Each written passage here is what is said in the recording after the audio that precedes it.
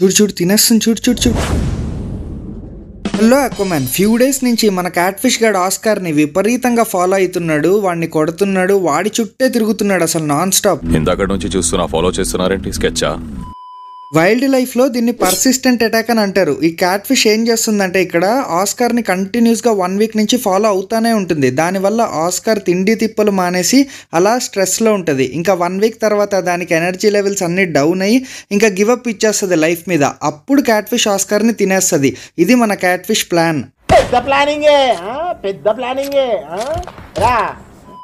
కానీ ఆ ప్లాన్ని మనం వర్కౌట్ అవ్వనిస్తామా? సో ఆస్కార్ని కాపాడడానికి వెంటనే ఆస్కార్ని తీసి మాన్స్టర్ ఫిష్ పాండ్లో వేసేస్తున్నా. ఇక్కడ అది సేఫ్గా ఉంటుంది. ఫస్ట్ కొంచెం రెస్ట్ తీసుకొని తర్వాత రికవర్ అయిపోతుంది. నాకు ఆస్కార్ పైన కంప్లీట్ నమ్మకం ఉంది. కాకపోతే ఈ క్యాట్ ఫిష్ పర్సిస్టెంట్ అటాక్ చేయడం వల్ల ఇప్పుడు కొంచెం వీక్గా ఉంది. సో ఇలాంటి టైంలో ఈ పాండ్లో ఉన్న ఏ చేప దీన్ని అటాక్ చేయకపోతే అప్పుడు ఇంకా ఫాస్ట్గా రికవర్ అయిపోద్ది.